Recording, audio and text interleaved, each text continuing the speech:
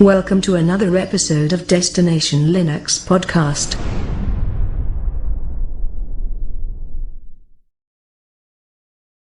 Hi, I'm Rob. And I'm Rocco. And this is episode 27 of Destination Linux. Hi, Rob. Hello, Rocco. How's your week been? Well, Rob, my week has been great. Do you know why, Rob? Why is that? Because where's the hallelujah music? We finally got Manjaro KDE installed. Oh, wow. Wow. Rocco, your life is now complete. It is complete. Well, let me back up. Your Linux part of your life is now complete.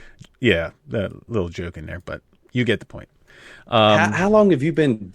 I mean, every time we'll talk, and if I'll say something about Manjaro, you're kind of like, I can tell you're not into the discussion because you haven't been able to get it to install. No, as I've called it, it's my nemesis. And I didn't do anything different this time. And there's a reason why it installed, Rob. Because they updated everything.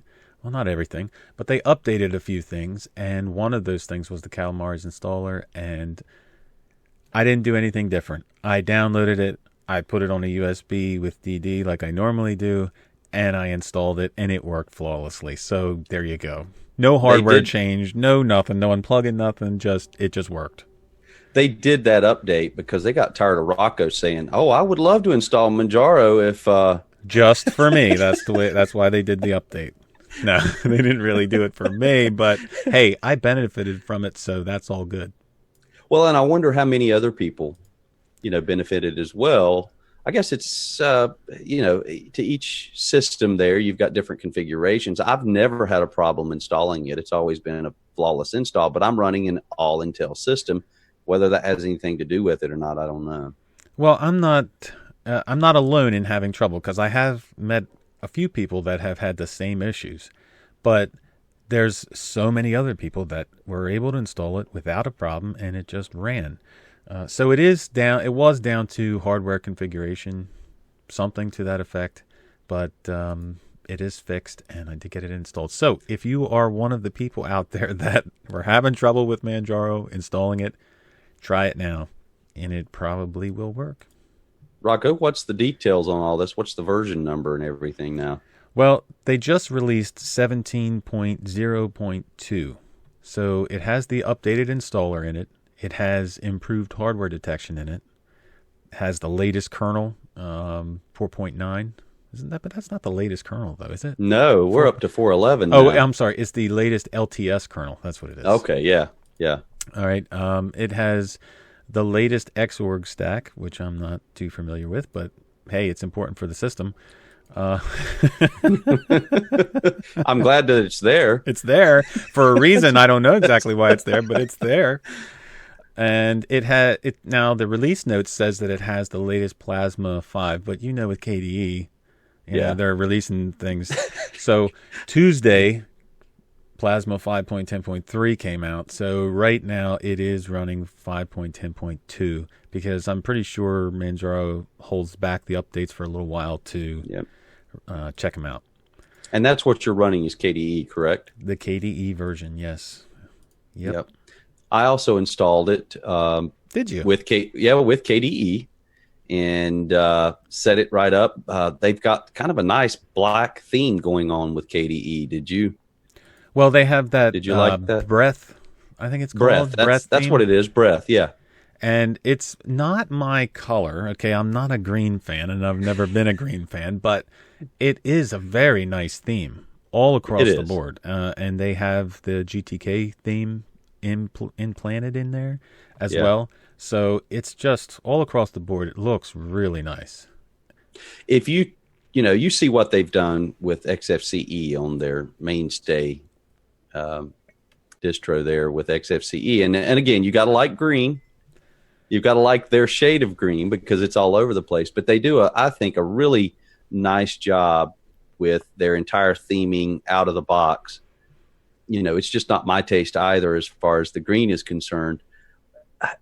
And I felt kind of bad because by the time I finished setting up KDE, I basically took it back to where it just looked like any other KDE. Well, right away. Well, not right away.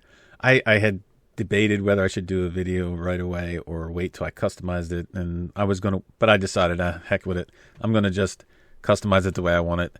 And I put the Breeze Dark theme right on. So, yeah. So far, so good?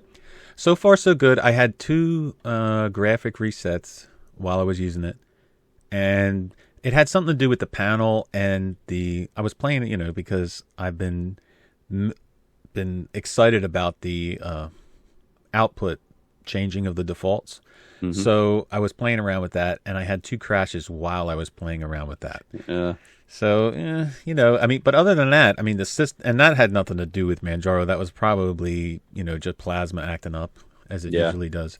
But other than that, I haven't had any problems with it. The only thing that I would say that I would go in and kind of change there, I guess, would be Octopi. I prefer Pac-Man over Octopi. Well, Octopi is not my thing. It's a great installer. It's a great software management program. It never has crashed on me ever using it. It's just not my thing. It's just the way it goes about things. I would. I haven't done it yet, but I will be removing Octopi and installing Paymac. So, yeah. Yeah, Paymac. Yeah, Paymac or. I get confused on those. So you've got Paymac and then you've got Pac-Man. Well, Pac-Man, I guess, is the back end. Is the back end for, yeah. And okay. Paymac is the graphical part of it. Right. But they updated the graphical package manager. So I take it that's Octopi that they did. Enhancement and improvements to the Manjaro tools and profiles. And a few other things, themes and styles. But the big thing was the Calamares installer being updated for certain hardware. So that was definitely an awesome thing. I was so excited, for it's been so long since I've been trying it. And then I finally got it installed. It was great. Well, I would suggest, or I won't challenge, but I'd suggest that you try XFCE, or I'm sorry, Manjaro proper with XFCE now that you can do the install. Now that I can do the install, I might. I did. What happened was the last time I got XFCE installed finally, the XFCE version of it, and then I installed KDE. Okay. While I was in there, so on top of it. But I probably want to just take a look at XFCE version because that's their flagship one. Oh, I'm going to get us way off path here, Rocco. I'm sorry. I know we got a lot of news to cover, but dude, there is something about using XFCE that once you start to get into it, you appreciate the simplicity and the configurability to a point where everything else, including KDE, feels a little bit sluggish. And I can't really, it's hard for me to put into words, but, okay, so now I'm using GNOME. I was using KDE for a while, and on both cases, I am internally rationalizing why I need to go back to XFCE, and I cannot explain it, Rocco. I cannot explain it beyond that. So that's why I'm kind of wanting my buddy Rocco to jump in with the XFCE proper on Manjaro now that you can. You said it wasn't a challenge, Rob. No, it's not. It's not. It's not. I'm just because I can't explain it. And then when you start talking about XFCE, on your channel or whatever, I've never seen so many XFCE fans just pop in and go, man, it's great. I'm glad you commented on this because it's so fantastic. And here's why. Well, and I know this is completely off subject, but still, that's because nobody uses it, Rob, and nobody talks about it. So they have. No, I'm just kidding. I'm just teasing. No, XFCE. Boy, all hate mail goes to Rocco. I'm telling you. No, XFCE is a great desktop environment. It's just if I'm going to use it, it has to have the perfect theme on it. From what I remember when I installed Manjaro XFCE, it had a pretty good. It blended well together. So you could use that. But for me, if I went to change it, that's where it starts to go haywire. And that's kind of the same way with KDE, really. KDE, the Breeze default theme, is great. But when you start customizing the themes, then you having to go find GTK themes that match and everything, that's where it starts to go a little bit haywire. So there's nothing wrong with XFCE. Yeah. Well, here's what I would also throw into that. All right, so if you're not digging Manjaro XFCE, the other one that I would recommend that you try, where it's really, I think, set up very nice out of the box, is Linux Mint XFCE. Yeah, I should probably try Linux Mint. I really should. I really should install it and run it for a little while. It's kind of like the same situation with XFCE where I just feel like when I'm running Linux Mint, I just feel like I'm in that box. You know what I mean? Like that paradigm of that box of this is the way you do it. There's no, like when I'm running GNOME, or I can, I have my panel at the top, and that's where now I can change Linux Mint to put the panel at the top. But what I'm saying is when you use it out of the box, when you just feel like, okay, I'm supposed to use this way. I'm supposed to use this program for this thing. And, well, maybe someday. Well, let me know. Just let me know if you start to do it. I mean, and I hate to even, because we try so many different desktop environments and so many distros, and what I'm experiencing with it may be totally different from what you're experiencing with it. It's just that a lot of times, though, we have discovered things. Now, we haven't even discussed them, but the next time we talk and we're catching up, all of a sudden you'll say, hey, I've been doing this, Rob, and using this. And I'm like, man, so have I. Hey. And then all of a sudden it's like we're together, and it's like we realize that we both discovered something. And that's why I'm just kind of. We got Manjaro KDE both installed, and neither of us talked about it and we didn't to even each talk other. About it. So, yeah. Well, the Manjaro KDE was running at 500 megabytes of RAM, I think it was, which is awesome for my system. I mean, usually any desktop environment that I'm running 1.5 to 2 gigabytes, maybe up to 3 sometimes. Yep. And I couldn't believe it. I was shocked. It felt very peppy on my system as well, man. I mean, everything just was almost instant. So I think they've done a really nice job there with it. Well, the last thing about Manjaro here is they had a weakness, Rob, a password weakness in their installer before the updates. So if you installed Manjaro by Thus or Calamares before the latest update, you may have a weaker password hash than you should.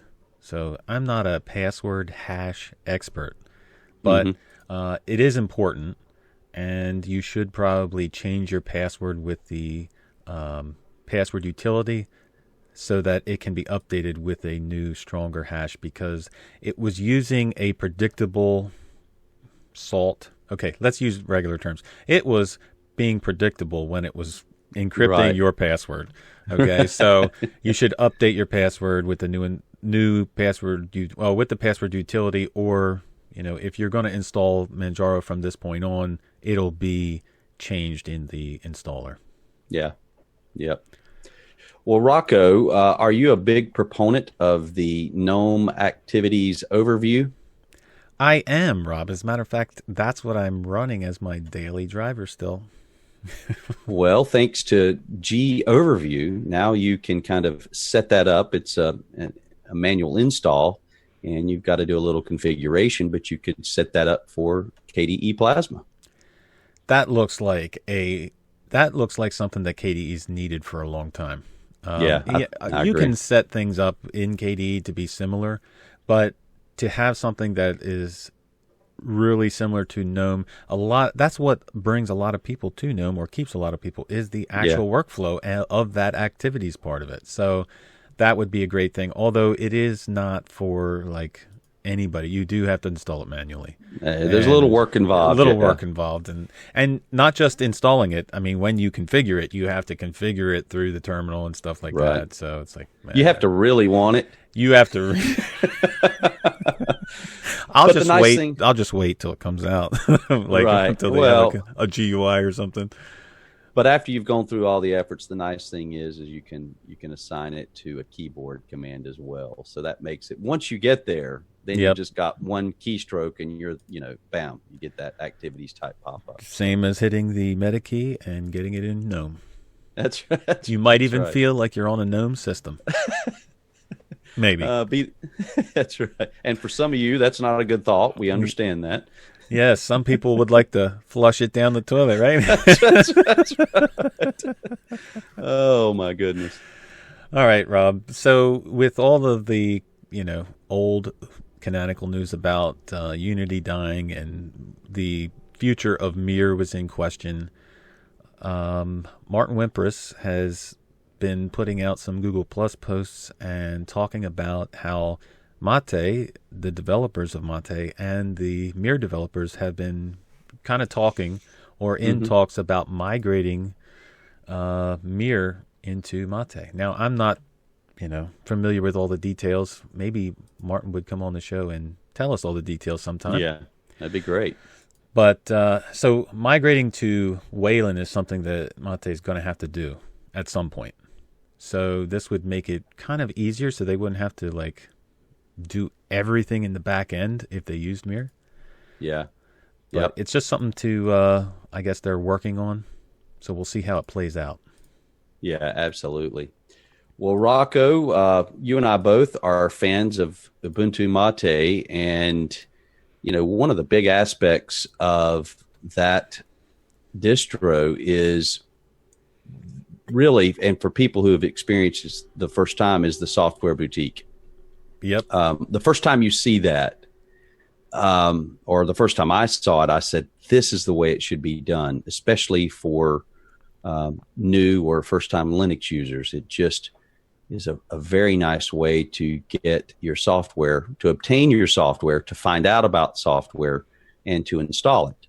And so there's an upcoming update. That's just that's redundant. But for the software boutique, and the big news here is support for snaps for the first time. Yep. Well, the software boutique is something that, it's not one of those software centers that has everything in it. It has what they call the best of the software in it. So if you're looking for the best of programs for a certain task, that's what it has in it. And the support for snaps, it goes, I guess they use PPAs right now to add the software. And eventually, I would assume that you wouldn't need to use a PPA at all in the back end there. You could and you would lose the, every once in a while, when they do the point releases for 1704, 1710, some of the PPAs don't get updated for a while. So they end up dropping some of the software that's in the repository or in the software boutique. So maybe that will help with that. Absolutely. And they're working on a more robust queuing system, and they want to fetch the curated collection from an external database. So they go on to say that this will be securely downloaded and cached on your computer as opposed to being stored within the package itself, so that the updates to the apps will happen quicker. So that's good. It's going to support theming, and so it will adapt colors to your current theme. And I think that's an excellent move because, as you start getting into theming more and more, sometimes you can get, not calling out anybody here, Rocco, but sometimes you can get kind of obsessed about what works within the theme and what doesn't. I'm just saying. I don't know what you're talking about, Rob. What's the big deal here? No, well, the theming support is good. I had said about even other welcome screens, I had talked about the Budgie welcome screen, and that has all of it's based on where there's no theming in it. It's hard coded in there to have that theme, but that's what they need, because when you run Ubuntu Mate and then you have the software boutique, it's not just for when you first install the system. I open it up when I run Mate, I open it up all the time. So now that I've changed my theme to a completely blue and black theme, now I have Ubuntu Mate or the software boutique army green with the brown. I'm like, well, this doesn't look right. And it's the same way with the Budgie welcome screen, where it doesn't allow you to change the theme. And that's also going to have an effect on people. Because if I remember correctly, didn't Martin say that he was working on adding themes to the center, to the Welcome Center, or to the Software Boutique? So you could change your theme right there. So you more or less have to have a Software Boutique that will adapt to that. Otherwise, it will look out of place. Absolutely. So, yeah, that's definitely a good move there. So definitely look forward to that. And for me, that would be a reason almost just to, well, and you can get the Software Boutique without installing Ubuntu Mate, but that would be, I think, a good enough reason for a distro hop. Mm-hmm. So they're going to say it's not really ready for. Well, let me jump back here. So beyond the theming support, they're going to offer the ability to search the archive and snaps, and then you'll also have community members can leave reviews and comments. So that's cool. Which will be helpful in deciding, which one you're going to go with, because there are certain software in there that you have choices. Like that's the browsers. Right. You have a couple browsers. There's no best browser. Yeah, but you do. But for people to be able to leave in reviews and comments, it would be helpful. Yeah, and they go on to say it's not ready for prime time yet, but they're getting there. So look forward to it. Looks pretty good. Yep. Well, keeping with the update theme, Rob. Okay. KDE Plasma 5.10.3. And, one of the best things about this is it fixes a bug that has plagued my system particularly. And I'm sure, well, obviously many, many others, but my system in particular, the Suspend issue. Yeah. Every time I would go into Suspend with KDE, I would come back and it would be a black screen. Or it would be all messed up. And this 5.10.3 fixes this. Now, I don't know how long-standing this has been, but it says a long-standing NVIDIA Suspend issue. Yeah. Well, I've had it, and I don't have an NVIDIA system, and I've had issues, not only Suspend issues, but for a while there, they had issues with just shutting down. And, you could get the timer, but you'd hit go ahead and shut down to bypass waiting for the timer countdown, right. And it would sit there and sit. Now they fixed that a while back, but they had issues there, I think, and not just for NVIDIA. I think they just had issues there in general. Right. So, well, they fixed it, and that's basically the update. I mean, they put a few other things in it, like there's a couple minor other tweaks, but I'm not going to go through them all. But the biggest issue is the Suspend issue is fixed, which is so great. I'm sorry. Yeah. Because that's one of those things, Rob, that will make a system unusable, in my opinion. Oh, because I agree. I use Suspend quite often during the day, and maybe it doesn't affect other people because maybe you don't use Suspend, or right. But for me, that's a big deal. So yeah, Rocco, how many emails would you say you've sent out in 4 years? Wow, I never thought about that, Rob. Never thought about it. I know. Holy mackerel! But it's fair to say thousands. I'm sure it's fair to say thousands. Yes. Now, do you have anything set up for encryption or anything like that? I do not. No. Well, for those of you over the last 4 years who did, and if you used Kmail, so I'm talking to 7 to 10 people out there.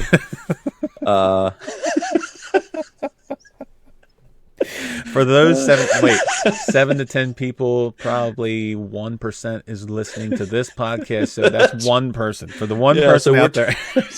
So we're talking to that one listener out there, but no. So Kmail's had some issues where it was supposed to be encrypted, but it was actually sent in just plain text. It wasn't encrypted, apparently.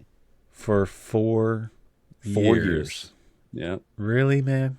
Like, okay, but this is stuff. This goes back to the bigger picture of this happening in other places and in other ways. Can you imagine, like, this stuff that we don't realize? Maybe a bug here, a bug there. Yeah. But seriously, you're thinking you're sending encrypted emails, and it's going out in plain text, and you don't know. Obviously you don't know because it's a bug. But what I'm saying is, you're expecting it to be encrypted. You're expecting it to be somewhat private. I mean, it's being encrypted, for crying out loud. And it's been in plain text all this time. So, breaking news, Rocco. You heard it here first on Destination Linux. Yeah. Hillary Clinton's emails hacked by Russians because the person responsible for all of her email thought they were sending it encrypted through Kmail, and guess what? It was all plain text. The Russians' work was made easy. Yes, you heard it here first on Destination Linux. So the moral of the story is Hillary shouldn't have been using Kmail? Or she should have been using Kmail. That's right. That's right. I used to send her messages all the time. You should be using XFCE and go with Evolution. It's the way to go, Hillary. Oh, my gosh. Okay. Poor lady. Sorry. Well, I won't say that, but anyway, not getting political. No, hey, yeah, let's skip that. I don't have any. What's my mother used to tell me? Okay, if you don't have anything nice to say, don't say anything at all. Accentuate the positive. Accentuate the positive. That's right. So we better move on, man. Okay. We better move on. Do you have an Intel Skylake processor or a Kaby Lake processor? No, I don't. Darn it. Good. That's good, though. So, because Debian, they just released Stretch, but Debian revealed that some of the processors have hyperthreading in them that is broken, which is very bad, dude, which is very bad. Very. So, if you've experienced unexplained hiccups or data corruption, you could be subject to this problem, and it's because the chips are malfunctioning. And this is very bad, man. We could be doing an hour podcast, and all of a sudden, boom, everything goes wrong. Yeah, and you could also be like pulling your hair out because you're trying to figure out what's going on, thinking that it's something else. Yep. And, you know. And this is not just related to Linux, Rob. This is on Windows. This is on Mac. This is a hardware issue. So it's been found on certain Skylake and Kaby Lake processors, and we'll put a link in the show notes so that you can check to see if your processor has been affected. But it's funny because they have a test to see if your processor is affected by it. And I'm thinking to myself, what happens if you run that test? Like, does it actually go into error mode and then you lose everything? Like, I don't know.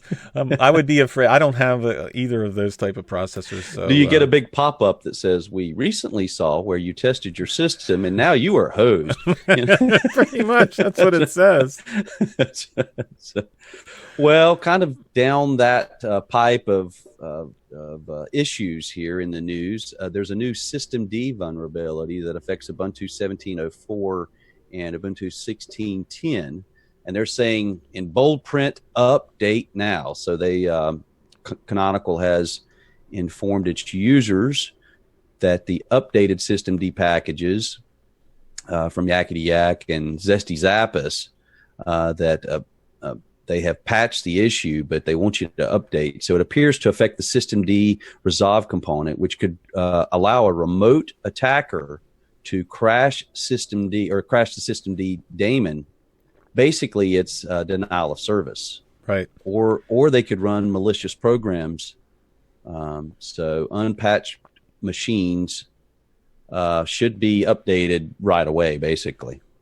Well, it just goes to show you that keeping your system updated is important, even on a Linux machine. Yeah. Because every operating system out there has issues. Some have more than others. But even on a Linux machine, you should keep your system updated. Yeah. Now, they just go on to point out this includes any of the official derivatives. So we're talking Kubuntu, Lubuntu, Xubuntu, Ubuntu Mate, GNOME, Ubuntu GNOME, and Kylin, which is their, what is that for the Chinese? Yeah, that's it's not, is it Kylin? It's Chillin. That's what it is. Chillin. I'm sorry. Yeah. That sounds much cooler. Chillin is much cooler than Kylin. But also to include Ubuntu Studio and Server and Cloud. So, well, get on that, people. Keep it updated, for crying out loud. That's right.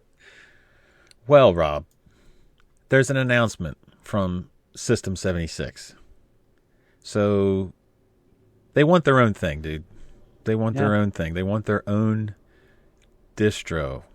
Yeah. And they call it Pop OS.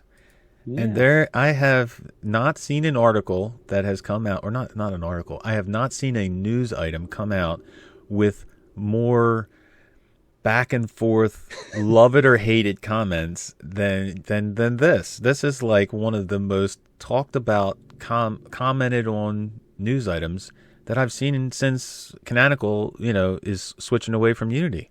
It's big news, man. It's not, it really shouldn't be that big of news. I mean, it's great that I think that they're trying to have, their brand name, brand recognition in an Ubuntu-based distro, but it shouldn't be so. But there's a lot of people that have some really, either way you look at it, usually people are on one side or the other, but they're very, very hardcore on whatever side they're on.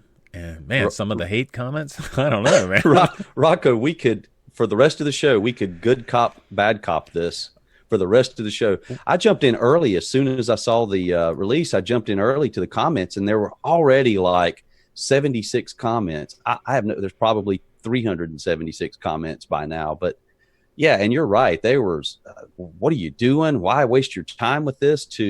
I think this is terrific, so... what are your thoughts there? I mean, without us getting into a long discussion, because like I say, we could good cop, bad cop it for the rest of the show.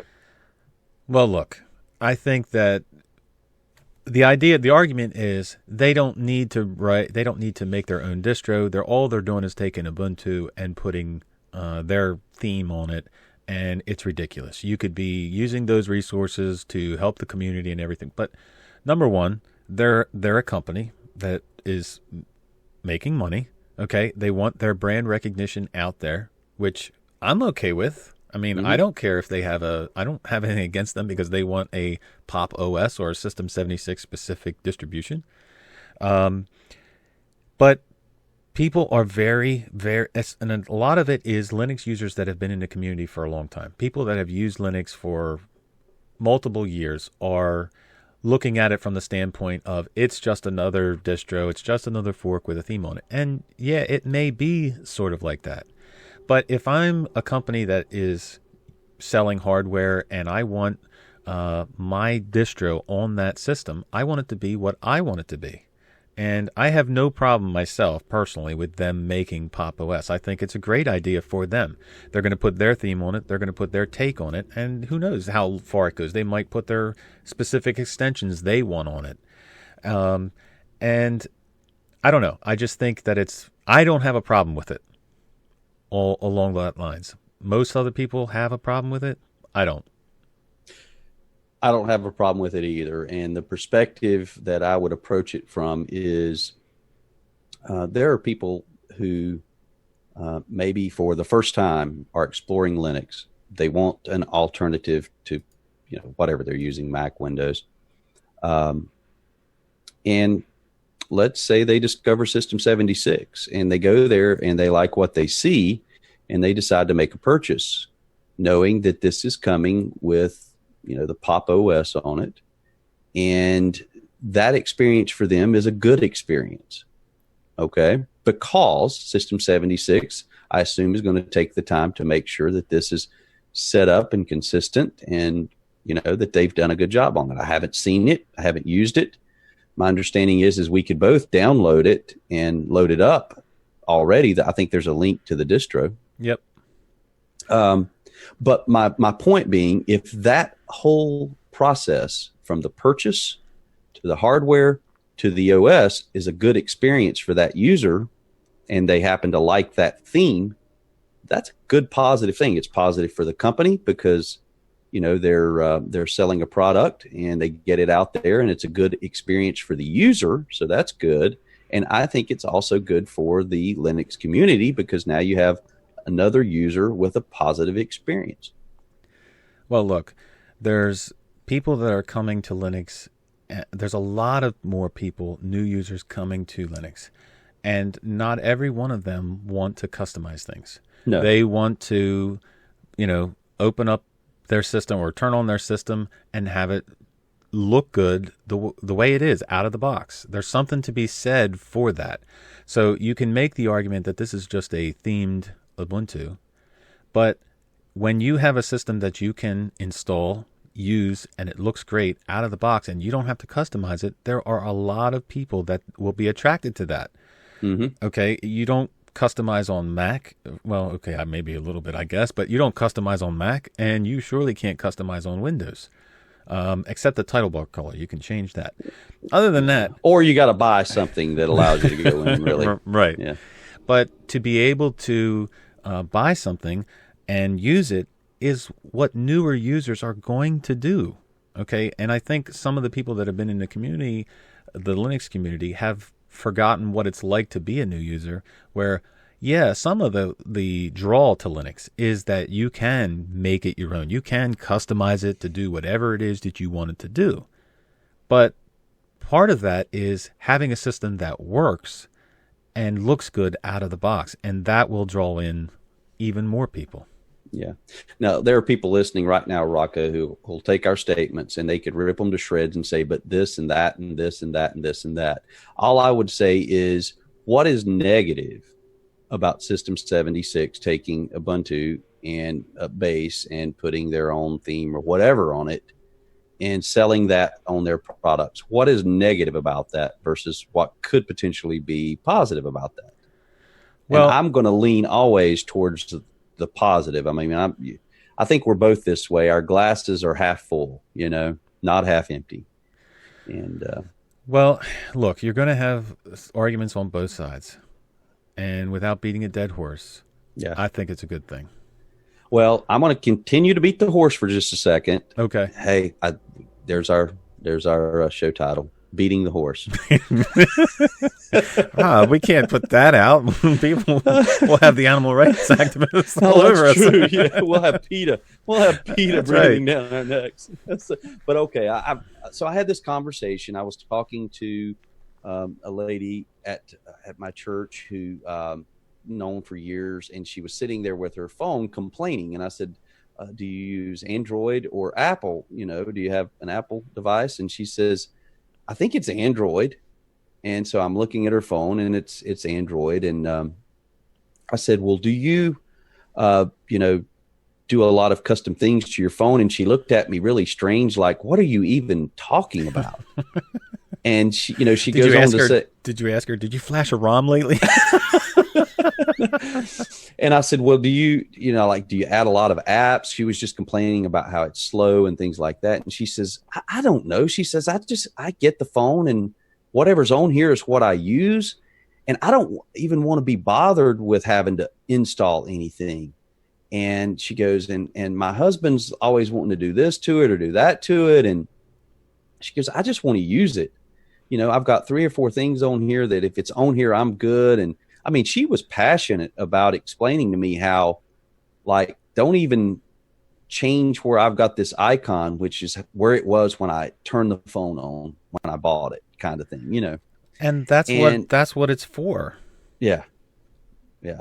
So there's that side. There are people there who just leave it alone. Just this is the way it came. This is the way I use it. And this is the way I want to use it.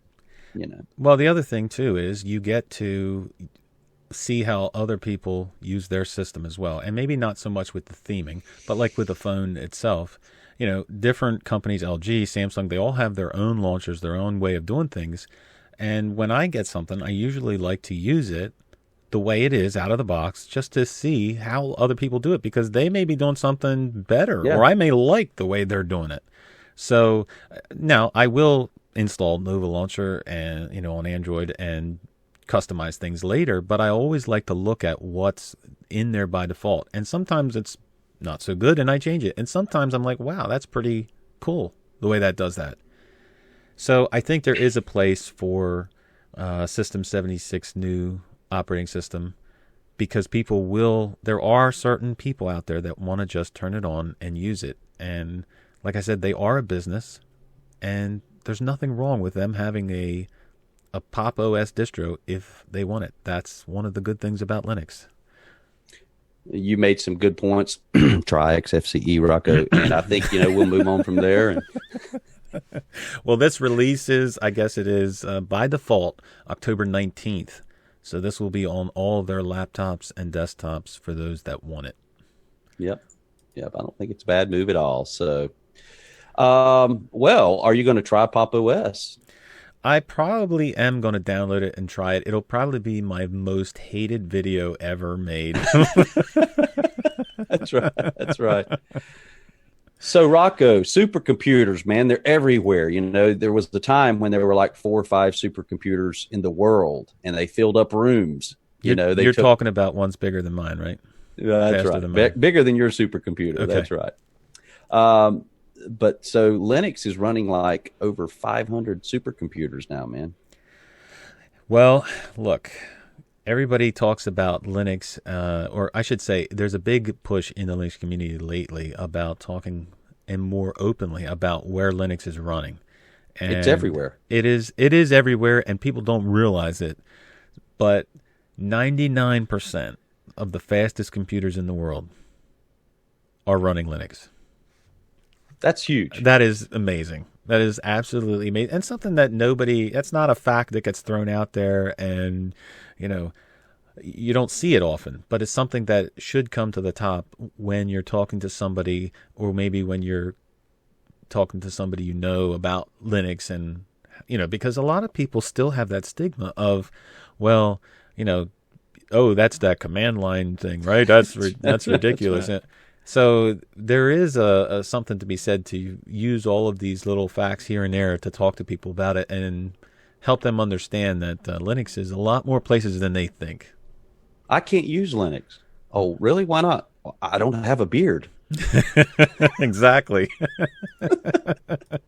But no, that is awesome. And I think you're right. That's if you have the opportunity to talk with someone about Linux and they're like, want to know more or whatever. And that's a very nice statistic to have. And I want to plug the Linux is everywhere again, because I'm waiting on my t-shirt. It's shipped. So I've got one on the way, and I was hoping it was ready for this episode, but maybe next episode I'll get to wear it. Linux is everywhere t-shirts and apparel. That's right. That's right. But well, it was on a timed thing, so I didn't realize that till I went and placed my order. So it may be too late, but maybe it's going to be available again soon. So, well, Rob, I got shocking news, dude. Shocking? Shocking. Okay, I'm ready. I'm sitting down. Google reads your emails. What? Google reads your emails, but they're not going to do it anymore, Rob. So they say. They're not going to do it anymore. They don't. Okay. They don't need to. I don't know why they've already got all the information they got everything they need on the hundreds.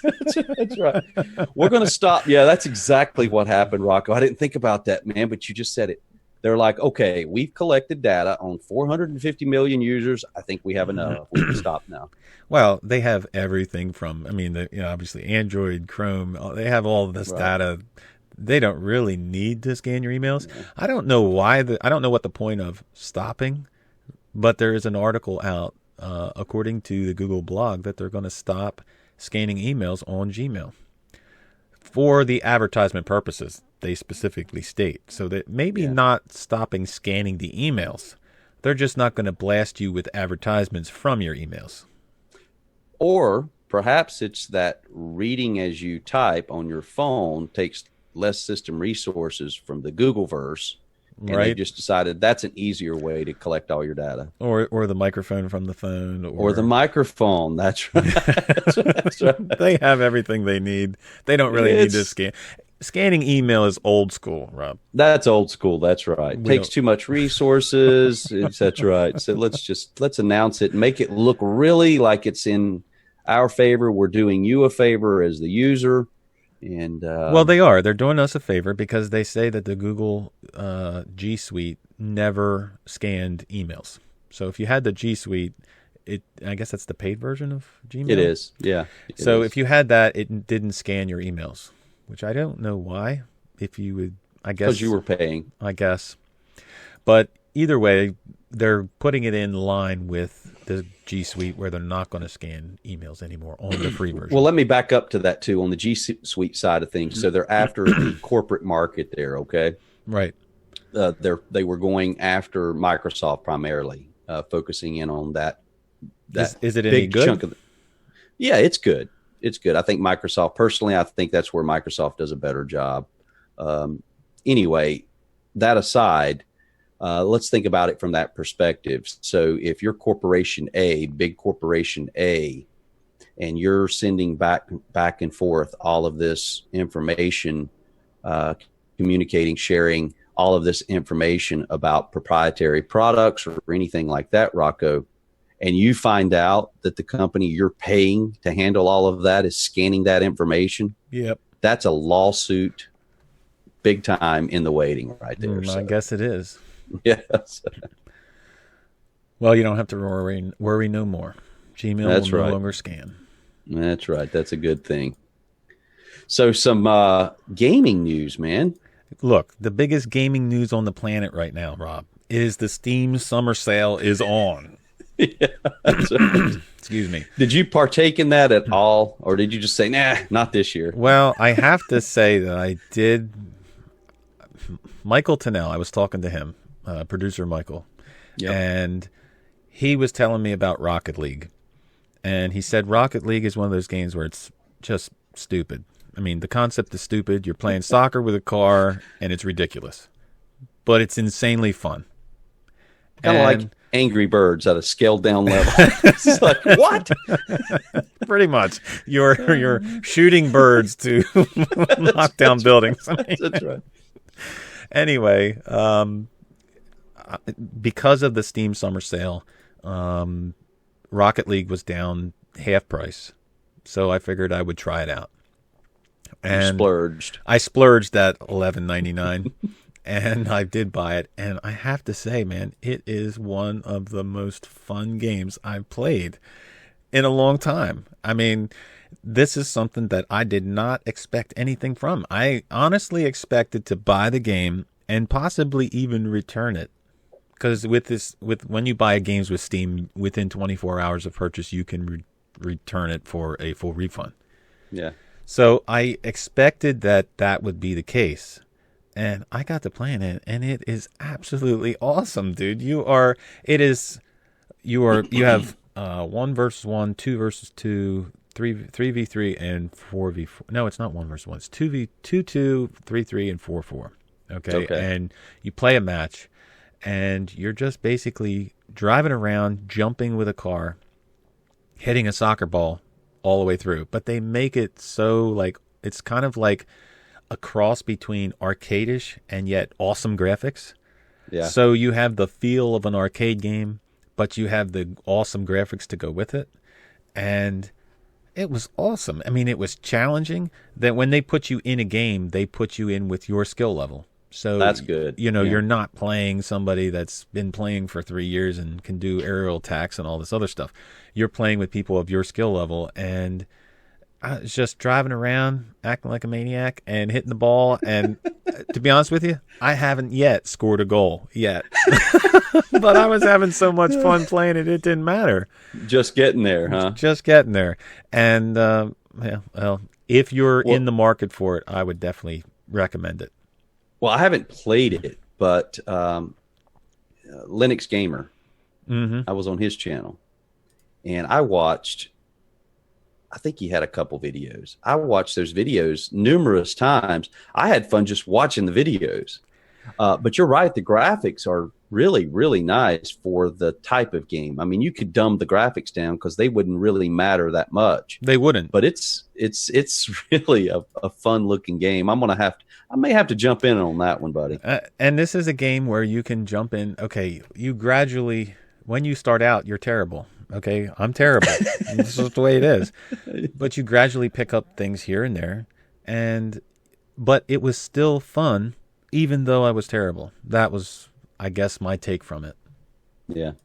Well, Steam is doing something right because they've sold over 35 million games in this summer sale. Now, that's big numbers. Well, I would say, look, Rob, the numbers actually is 35,654,679. But after Rocket League, it was 680 because I purchased after this article came out. I was reading in a forum, too, some discussion, actually on another channel as well, talking about Xbox and their new announcements and everything. and how the future of gaming is changing.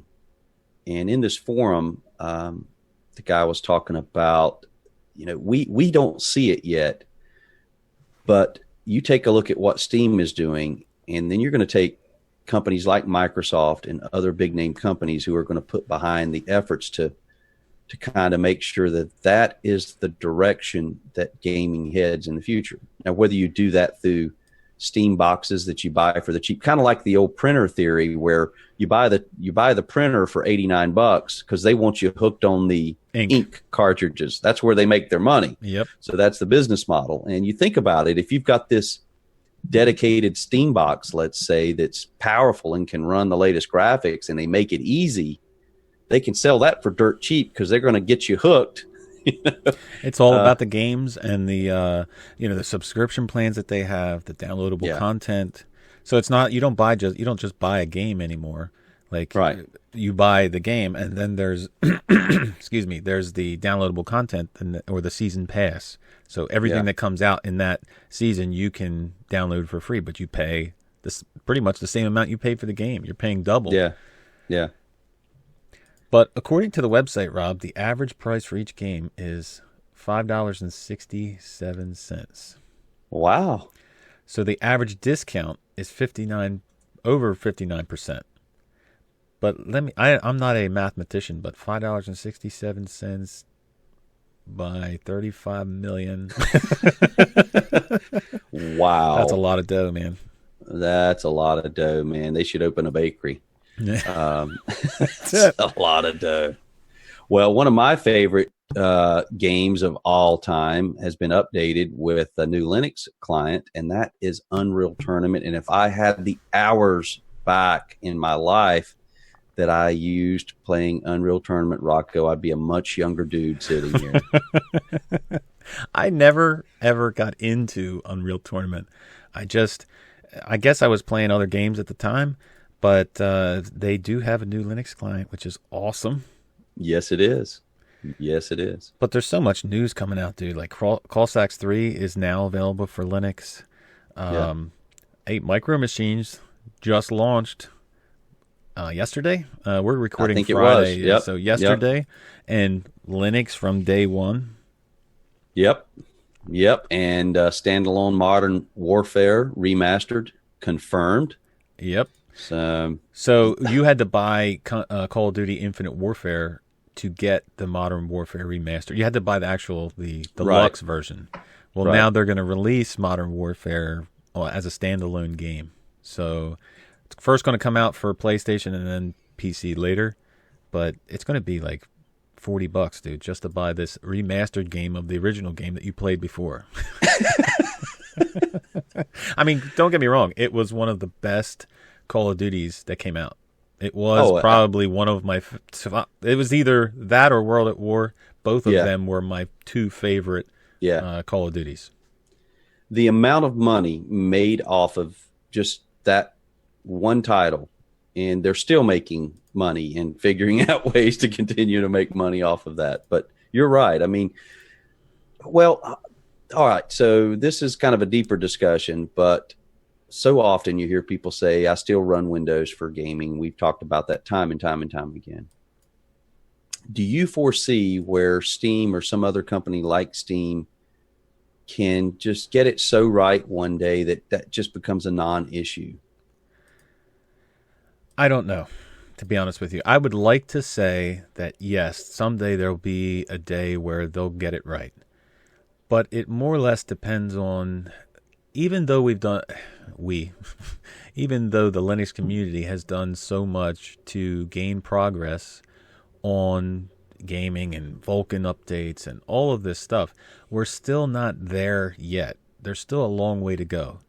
I don't know if that day or when that day will come when gaming will be just as popular or just as available on Linux as it is on Windows. I'm hoping someday that happens, but the more and more it goes along, like I will hate to go back to Rocket League, but Rocket League is available for Linux, just so you know. The more and more we get these good titles, the more you will have people like there are different types of gamers. Okay, so you have gamers that are into just only one or two AAA titles. Like, say you're into Battlefield and that's your thing, and you're into, well, you're probably not going to use Linux, or you're going to dual boot, and you're always going to do that. Right. But there are also them casual gamers that don't need to play specific games. They just like to play a certain game to relax.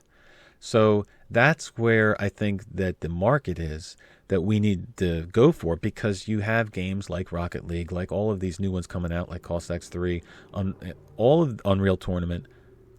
That's the driving force that we need to gain those casual gamers who are not into specific games. Right. And that may tip them over to actually say, you know what, I don't need that. I don't need to keep Windows for that one game I hardly play when I have a multitude of games I can play on Linux. So, and that may tip the scales towards Linux and the whole gaming thing. But as far as being available... And allow it to expand, yes, is what you're saying then. Well, okay. Because the more you have, it's just a snowball effect. The more games you have, the more people you have, the more money you sell games on Linux. People are willing to buy games on Linux. And I don't understand the company's idea that people are not willing to pay.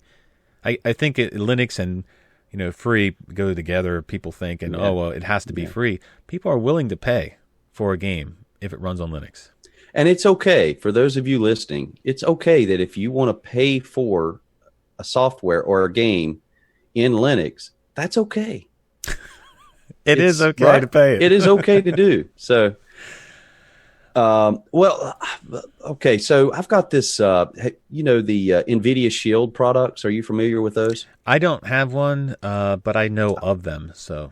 Well, I've got the NVIDIA Shield TV, so it's you hook it up, you plug it into your TV, and you can run, Netflix and everything else as far as streaming your media and everything. Right. But they've got their own gaming division, of course. It's NVIDIA, of course. Why would you not? Right. And they've got these really surprising games on there that run on this super slim NVIDIA Shield TV box.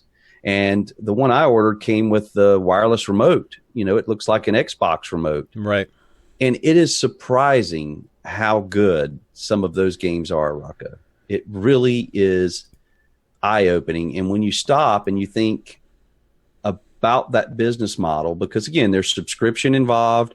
The games are not overly priced. They have sales going on all the time where you could jump in and get a really top NVIDIA Shield title for $9. Right. And this is a long step away from the days where you got PC Gamer magazine. It came and you read about the article and they had all these glossy pictures and you read it, every word of everything about the game. And then when it finally released, you went down and hoped that there was a title left, and it was $65. And it was made of paper that came from the most pristine trees in the world, because it had to be, because it was embossed with this glossy sheen. And you got it out and you installed it. And then you found out later that, okay, there's a 400 meg download that you've got to download on your 56K modem, by the way. Yep. For this game to run. Well, is that anything like, is the NVIDIA Shield anything like the Steam Link? Well, I think it's probably close. I just haven't. I don't know much about the Steam Link to tell you. From what I understand, the Steam Link you can use your computer to link your computer to your TV as far as like playing the game itself. Okay. But just so you know, during the summer sale, Steam Link and Steam controllers are on sale at Amazon. Just saying. Okay.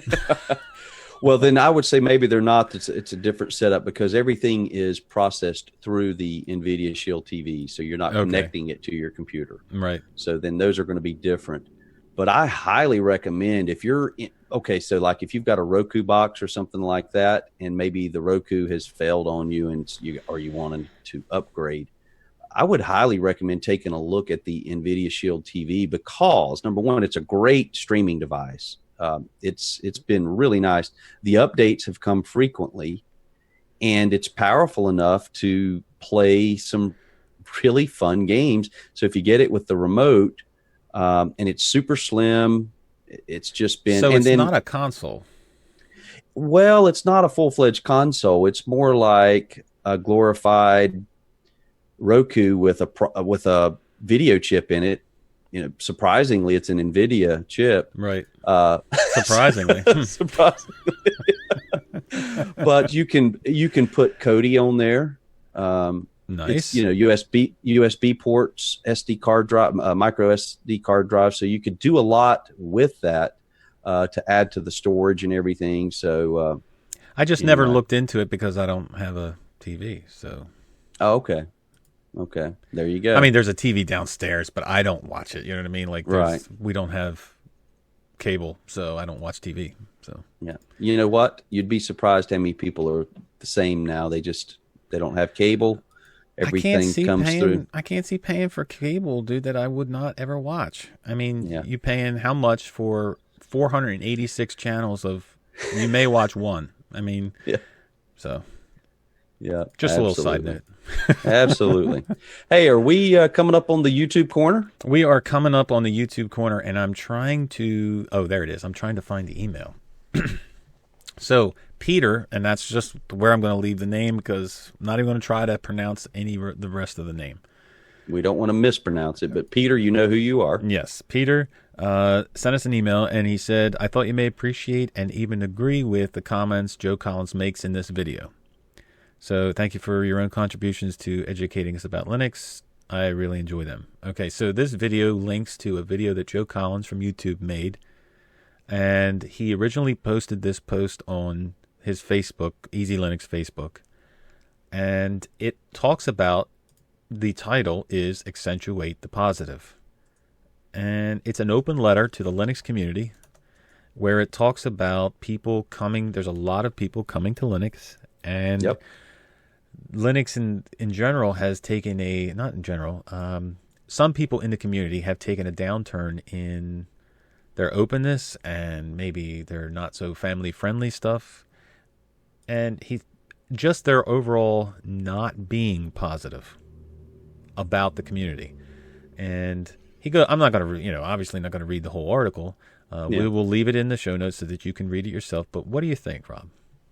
Well, I think, Peter, you brought up an excellent point. Number one is trying to keep things positive. And, you can't always do that because there are just some things that are going on in any given interest that you have that are not going to be all positive. But primarily, I think if we were to step back and go into some of the community forums and be involved with some of the people that are strong proponents of Linux, there seems like there was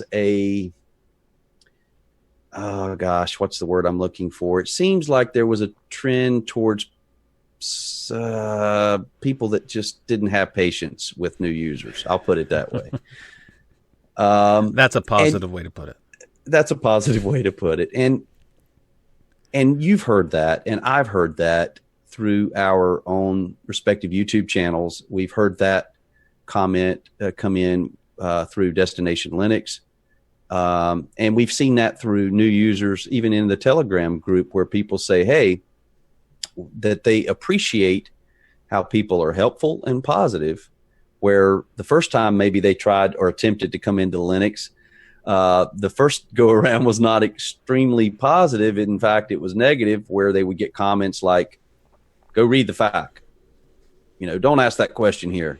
Yep. How dare you ask me how to type this into the terminal? Go read for yourself. So that sometimes I think people are surprised that there are a lot of helpful, friendly people in the GNU Linux community. We're not all trying to come down on you for asking a question, and that's kind of my roundabout take. Well, Joe goes on to talk about in this article how, different reasons why people don't use Linux. And, he mentions about gaming. And he says, I hear a lot of yammering about gaming. Well, some people don't use Linux because of that. Well, right. But that's, like I said, that goes back to what we were talking about before. The more casual gaming that we have on the computer, the more casual gamers we have on the computer on Linux, the more that trend will kind of fade. It'll just start to fade away. So, another thing he talks about is audio and video production. So he talks about it.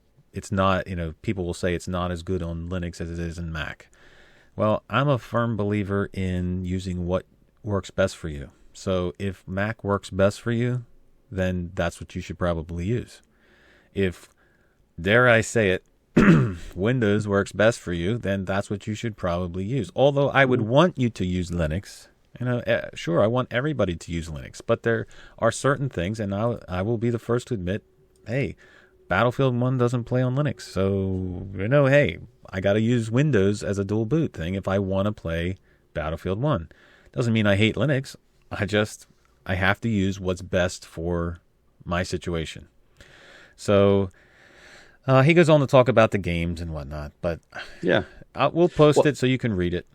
Well, I share his sentiment, and I think you share his sentiment in that he would love to see everyone using Linux. And that's, for me, somewhat of a selfish sentiment, because the more, for me, not for Peter and not for you, but for me, because the more, my philosophy is the more people we have using Linux, the greater the number of Linux users, then the greater the chances are that the A-tier software companies out there are going to stand up and take notice and offer more A-tier products. Now, I'm not saying that to say that we only have B-tier products. I have discovered software within Linux that does a better job than anything I've ever tried at a specific function or job as far as software is concerned. And I know you have as well. Yep. So I'm not saying that we have all B-tier or C-tier software available to us, but let's face it, there's Adobe out there. There are products out there that people use for work. People use because that's what they learned, and they're the most productive with that. Yep. Pro Tools. So for me, yeah. So besides just the gaming, so we would all love to see that. I think deep down, but no, I can't say that. I bet you there's somebody right now saying, no, I want it to be exclusive. I'm proud to be a Linux user, and I don't want everyone using Linux. Stay away. Right. So, well, another thing he goes on to talk about is more and more, as he put it, rough language. And he says, no, I'm not a prude, but I endeavor to keep my content family friendly so you can watch my videos with the kids in the room and not worry about them hearing something off color. That's called good taste. And that's what we strive to do here as well, is to have it be family friendly so that you don't have to, put on the headphones if you want to listen to the podcast. That's kind of ridiculous in my opinion, but to each his own. I mean, everybody does their own thing. Everybody has their own way of going about things, but that's not something that we want to have here. No, but you're certainly free to express whatever you're explaining however you want. But you're right. That was when we first decided to start the podcast. We decided that, hey, we want to be safe for work. Safe for work. So safe for work. That's right. Well, Joe, if you're listening out there, we'd love to talk to you about this whole discussion, because it's not just about one thing. It's about a couple things, and we'd love to have you on. So if you're listening, let us know. That's right. Long lost cousin Rob Collins inviting Joe Collins. I get that question. How many times have you got that question? I get that question all the time. Are you and Joe related? And when I first started Linux Quest, I didn't think we sounded anything alike. But of course, I've watched Joe Collins a lot. Yep. I'd like to have $1 for every one of his videos I'd watch. I'd go buy some games. Right. On the Steam Summer Sale. Yeah, Steam Summer Sale. But I used to get that question, hey, are you guys related, and that kind of thing. And we've never chatted that I can recall. I've posted comments and things on his channel before, of course. But we'd love to have you, Joe. Man, you've got so much insight and everything. And, Rocco, I'm sure you've watched Joe's content. I've watched it for a long time, man. Long time. Yeah. He's one of the first ones that I started watching. So, yep. And he keeps it positive. Accentuate the positive. That's right. That's right. All right, man. Well, I think that is all we have for today. So that brings us where? That brings us to the end of our destination, Rob. That's right. We have reached our final destination. Final destination. For this week, Sounds anyway. like a Star Trek episode.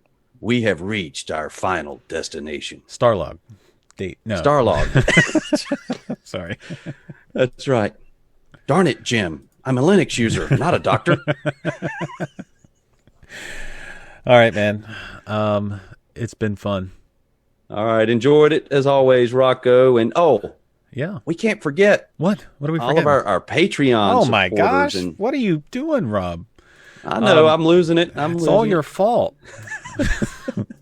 We thank the Patreon supporters that have already supported us, and you can find all of the links that you need at destinationlinux.org and for the Patreon, for the videos, the audio, the RSS feed, and the all-important Telegram group, which is growing as usual. And some of the people in there, you have such a mix of people that have, little experience, some experience, and there's some people in there that have way more experience than I even want to think about. Oh my gosh, years and years of it. And so the thing about it is they're all pretty much super friendly.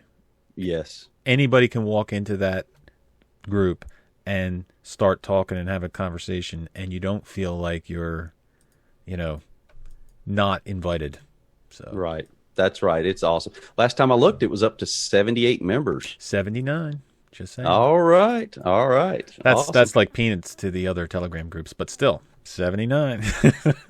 But it's quality, not quantity. That's right, Rob. See? Accentuating the positive. All right. Well, we better wrap it up, Rocco. Hey, buddy. Yeah. Happy 4th of July here in the U.S. We celebrate our independence with the 4th of July. So happy 4th, buddy. Are you doing anything? Yeah, we're gonna probably hit the beach with a multitude of other people. Being here in North Carolina, we can hit the coast and explore some of the beautiful North Carolina beaches. And chances are I'll have a hamburger or hot dog or two as well. So. Hamburger looks like it'll be in my future. I'm just saying. Well, happy 4th. You guys enjoy. All right. It was awesome. We'll see you guys next week. Bye-bye. Thank you for listening to another episode of Destination Linux podcast.